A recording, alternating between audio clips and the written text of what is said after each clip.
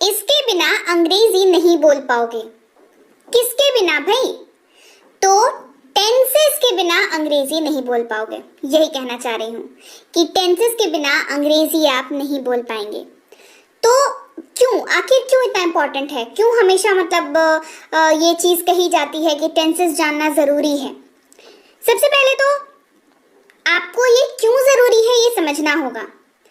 Tenses जो है, आप अगर अंग्रेजी बोलना चाहते हैं तो टेंस पे आपकी कमांड होना बहुत जरूरी है, क्योंकि टेंस मदद करता है आपको अंग्रेजी बोलने में। किन किन चीजों में मदद करता है? सबसे पहले सही वाक्य बनाने में मदद करता है। आप अपने वाक्य को, अपने बात को सही तरीके से कह पाए उसमें मदद करता है। सामने वाला आप जो कहना चाह रहे हैं उसको सही तरीके से समझ पाए, इसमें मदद करता है।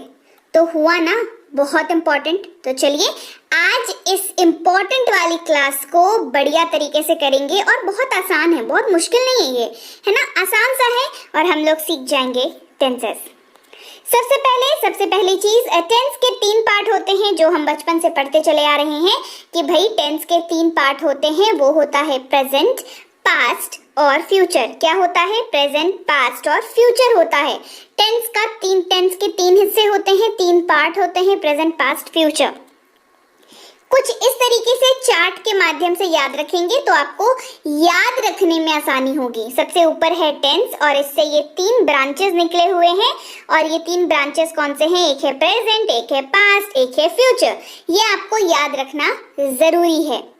इसके बाद जब आगे बढ़ेंगे ना तो थोड़ा सा और सीरियस हो जाएंगे, क्योंकि समझने वाली चीजें यहीं तक हैं, है ना। इसके बाद फिर चीजें आसान हो जाएंगी।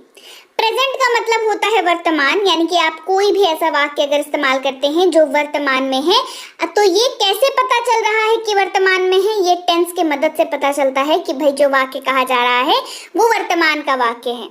इसके बाद भूतकाल आता है, यानी कि जब आप कोई वाक्य कह रहे हैं तो आपको अगर पता है कि हाँ भाई इसको पास्ट में बोलना है, आपको पास्ट की नॉलेज है, तो आपको समझ आएगा कि ये आपको बोलना है पास्ट में, या कोई बोल रहा है तो आप उसको कि चलो ये पास्ट का वाक्य ही आपको समझ आएगा। फिर फ्यूचर में भी उसी तरीके से वाक्य को देख करके आप समझ पाएंगे कि हाँ भाई ये फ्यूचर में कहा जाने वाला वाक्य है। तो ये सारी चीजों में कौन मदद कर रहा है? आपके कहने में, आपके समझने में, आपके बोलने में मदद कर रहा है एकमात्र चीज, वो है टेंस। इट्स वेरी इंपॉर्टेंट, आपको बहुत ज्यादा जरूरत पड़ने वाली है, तो आप इसको अच्छे से बेहतर तरीके से समझे। तो सबसे पहली चीज तो बता दी, टेंस के 3 हिस्से होते हैं, प्रेजेंट, पास्ट और फ्यूचर, और इन चारों के ना 4 हिस्से होते हैं, मतलब इन तीनों के 4 हिस्से होते हैं, समझ लीजिए। प्रेजेंट के 4 हिस्से होंगे, पास्ट के 4 हिस्से होंगे, फ्यूचर के 4 हिस्से होंगे। करेक्ट? प्रेजेंट का सिंपल कॉन्टिन्यूअस परफेक्ट कॉन्टिन्यूअस हिस्सा होगा, पास्ट का हिस्सा भी सिंपल कॉन्टिन्यूअस परफेक्ट कॉन्टिन्यूअस होगा, फ्यूचर का भी हिस्सा सिंपल कॉन्टिन्यूअस परफेक्ट कॉन्टिन्यूअस ये हिस्सा होगा। लेकिन फिर कैसे? ये फिर अलग अलग कैसे होंगे?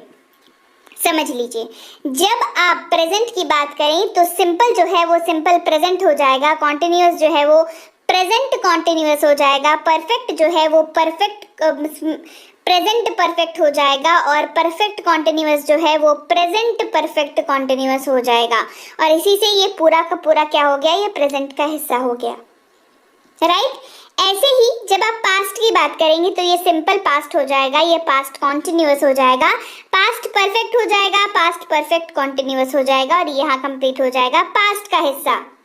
फ्यूचर की बात करें तो simple future continuous, future perfect continuous, और इसके साथ ये हो जाएगा फ्यूचर का हिस्सा कंप्लीट। तो आपको इस तरीके से सबसे पहले टेंस, उसके 3 हिस्से और तीनों हिस्सों के 4 हिस्से, डिपेंडिंग कि कौन सा वाला बोल रहे हैं उसके साथ प्रेजेंट, पास्ट, फ्यूचर वैसे लगा देंगे अगर आप वैसा बोल रहे हैं तो। राइट? पहले बात करेंगे हम लोग सिंपल वाला कैटेगरी का, प्रेजेंट सिंपल की, पास्ट सिंपल की, फ्यूचर सिंपल की। बहुत आसान है, आसानी से समझाऊंगी, आप बिल्कुल एक चित्त होकर के, मन लगा करके समझिए और सीखिए। सिंपल प्रेजेंट का वाक्य कैसा होगा? सबसे पहले तो आपको ये सीखने की, समझने की जरूरत है। ऐसा कोई भी वाक्य, जैसे मैं खाता हूँ, मैं जाता हूँ, मैं हंसता हूँ, मैं रोता हूँ, मैं आता हूँ, मैं गाता हूँ, ये सारे के सारे वाक्य जो हैं सिंपल प्रेजेंट के वाक्य हैं। और इसका जब आप अनुवाद करेंगे तो सिंपल हो जाएगा आई ईट। क्या हो जाएगा? आई ईट। मैं यानी कि आई, खाता हूं यानी कि ईट, हो जाएगा यहाँ पे कंप्लीट पैकेज। इसके अलावा आई के अलावा अगर आपके पास ही, शी, इट या कोई भी नाम से वाक्य शुरू हो रहा हो तो वहां पर आपको एक चीज का ख्याल रखना होगा कि जो वर्ब लगा हुआ है उसके साथ या तो एस लगेगा या तो ईएस लगेगा। जैसे वह खाता है, वह जाता है, वो आता है, वो रोता है, वो हंसता है, वह गाता है, इस तरीके का कोई भी वाक्य होगा तो वहां पर एस या ईएस लगेगा जो वर्ब यूज हो रहा है उसके साथ। उदाहरण के तौर पर वह खाता है, ही ईट्स, राइट। ये तो बात हो गई प्रेजेंट सिंपल की। तो प्रेजेंट ये पास्ट सिंपल वाले वाक्य कैसे होंगे? बहुत आसान है। प्रेजेंट सिंपल की बात हो गई, पास्ट सिंपल होगा मैं खाता था या मैंने खाया, दोनों एक ही वाक्य है, बस बोलने का तरीका अलग है। मैं खाता था, मैं जाता था, मैं आता था, मैं गाता था, ये सारे के सारे वाक्य हैं ये सब पास्ट सिंपल के वाक्य हैं और इसका अनुवाद हो जाएगा आई एट। और इसके अनुवाद के पीछे लॉजिक ये है, आपको याद ऐसे रखना होगा तब आप अच्छे से अनुवाद कर पाओगे।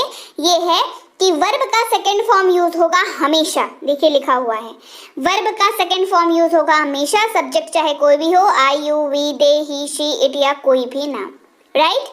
फ्यूचर सिंपल की बात करेंगे, ऐसे वाक्य में आऊंगा, मैं जाऊंगा, मैं खाऊंगा, वो हंसेगा, वो रोएगा, इस तरीके का जो भी वाक्य है वो फ्यूचर सिंपल का वाक्य बन जाएगा। ये हो जाएगा आई विल ईट, आई विल ईट, और हमेशा इसमें विल लगेगा ही लगेगा फ्यूचर सिंपल वाले वाक्य में, ठीक है। आगे बात समझ में? तो क्या हुआ? मैं खाता हूं, मैं खाता था, मैं खाऊंगा, I eat, I ate, I will eat. Logic, आपको ही, शी, इट नेम के साथ प्रेजेंट सिंपल में एस या ईएस यूज करना है। पास्ट सिंपल में हमेशा वर्ब का सेकंड फॉर्म लगेगा, फ्यूचर सिंपल में हमेशा विल का प्रयोग होगा। It is as simple as that, इतना ही आसान है। इतनी ही मुट्ठी भर चीज भी नहीं है, उंगलियों में गिनी हुई चीजें हैं जो आपको याद रखनी है और आपका काम जो है वो हो जाएगा। आगे बढ़ते हैं, बात करेंगे प्रेजेंट कॉन्टिन्यूअस वाले वाक्यों की। कैसे वाक्य होते हैं? मैं खा रहा हूँ, मैं आ रहा हूँ, मैं जा रहा हूँ, मैं हंस रहा हूँ, वह रो रहा है, इस तरीके के जो भी वाक्य हैं वो प्रेजेंट कॉन्टिन्यूअस के वाक्य हैं। और यहाँ पर आई एम ईटिंग हो जाएगी इसकी अंग्रेजी, मैं खा रहा हूँ, आई एम ईटिंग, आई रहेगा तो एम का यूज होगा, यू, वी, दे रहेगा तो आर का यूज होगा, ही, शी, इट या नाम रहेगा तो इसका इस्तेमाल होगा, राइट। ये हो गई बात प्रेजेंट कॉन्टिन्यूअस की। पास्ट कॉन्टिन्यूअस की अगर बात करें तो मैं खा रहा था, मैं जा रहा था, वह हंस रहा था, वो गा रहा था, इस तरीके के वाक्य हो जाएंगे पास्ट कॉन्टिन्यूअस के वाक्य और ये बन जाएगा आई वॉज ईटिंग। मैं खा रहा था, आई वॉज ईटिंग। अगर सब्जेक्ट की जगह पर आई, ही, शी, इट या कोई भी नाम है तो वॉज का यूज होगा, यू, वी, दे है तो वर का यूज होगा और यहाँ पर ये बात हो गई खत्म। फ्यूचर कॉन्टिन्यूअस की बात करेंगे, मैं खा रहा हूँगा, मैं जा रहा हूँगा, वह हंस रहा होगा, वह रो रही होगी, इस तरीके के वाक्य अगर हो तो वो फ्यूचर कॉन्टिन्यूअस के वाक्य हैं और यहाँ पर आई विल बी ईटिंग हो जाएगा। मैं खा रहा हूँगा की अंग्रेजी हो जाएगी आई विल बी ईटिंग। याद बस एक बात रखनी है, हमेशा विल बी लगेगा जब आप फ्यूचर कॉन्टिन्यूअस वाले किसी भी वाक्य की बात करेंगे तो इसमें आपको क्या याद रखना है? सबसे पहले तो आई के साथ एम लगेगा, यू, वी, दे के साथ आर लगेगा, ही, शी, इट और किसी भी नाम के साथ इज लगेगा। एक चीज ये याद रखनी है, एक चीज याद रखनी है, आई, ही, शी, इट और किसी भी नाम के साथ वॉज लगेगा, यू, वी, दे के साथ वर लगेगा, ये पास्ट वाले वाक्य में, और फ्यूचर वाले वाक्य में विल बी लगेगा हमेशा। इतनी सी बात है। तो क्या होगा? मैं खा रहा हूँ, मैं खा रहा था, मैं खा रहा हूँगा, I am eating, I was eating, I will be eating, right.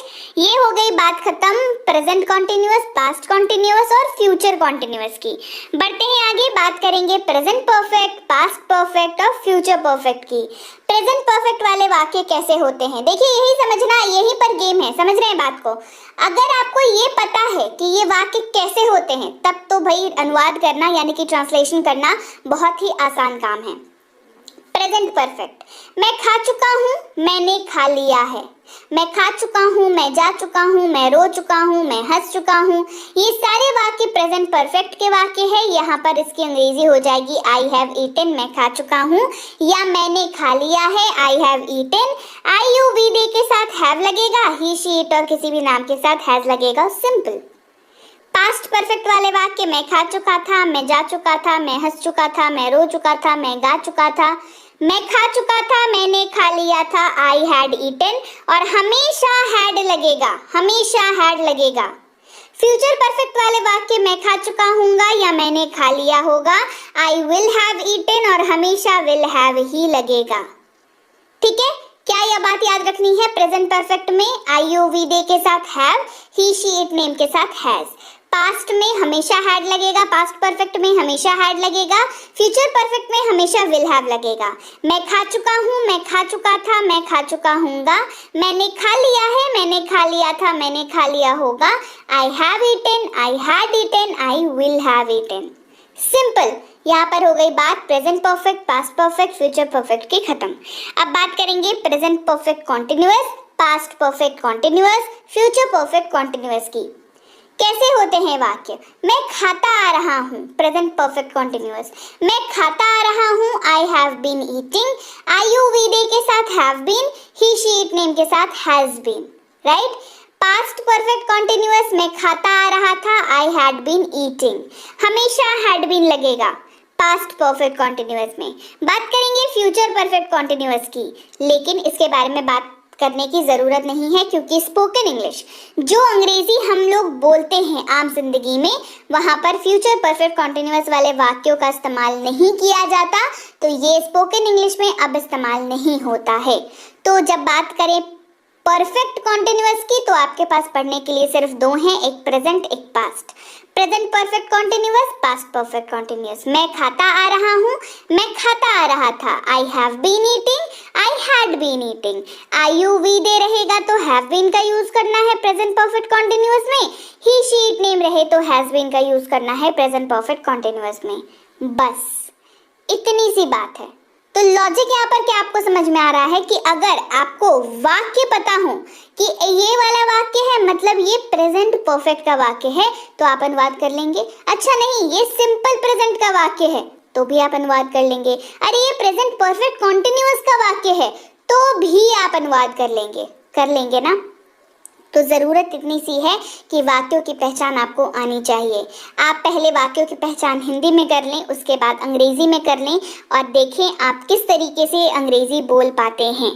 तो चलिए आपको प्रैक्टिस करवाते हैं थोड़ी सी, है ना। आई के साथ ईट का इस्तेमाल करके आपको इन सारे टेंसेस को बनाना है, प्रेजेंट, पास्ट, फ्यूचर, और इन सब के चार चार हिस्से, present simple, present perfect, present perfect continuous और प्रेजेंट कॉन्टिन्यूअस। ठीक है, इन चारों को बनाना है। यू के साथ प्ले को लेकर के बनाना है, वी के साथ राइट को लेकर के बनाना है, ही के साथ लाफ, शी के साथ सिंग, दे के साथ ईट। एक बात का ख्याल रखिएगा कि एस और ईएस जो है वो ही, शी, इट और नाम के साथ लगता है, तो इसका ख्याल रखेंगे। यहाँ पर मैंने लिख के नहीं रखा वो चीज़, वो आपको खुद से दिमाग लगाना है वहाँ पर। ठीक है, चलिए आपको थोड़ा वर्ब फॉर्म भी बता दूँ। ईट का एट और ईटन होता है, V4 ING के साथ लगेगा तो ईटिंग हो जाएगा। खेलने का प्ले, प्लेड, प्लेड होता है, ING लगेगा, V4 का प्लेइंग हो जाएगा। Write, wrote, written, writing. Sing, sang, sung, singing. Laugh, laughed, laughed, laughing. ये हो गया वर्ब फॉर्म की प्रैक्टिस। अब आप करिए प्रैक्टिस क्योंकि आपके लिए ये बहुत ज़रूरी है, और ये आ जाएगा ना तो आधी जंग तो आपने ऐसे ही जीत ली। तो जल्दी से इसको प्रैक्टिस करिए। और चलिए मैं आपको बता देती हूँ कि ऐप पर रजिस्टर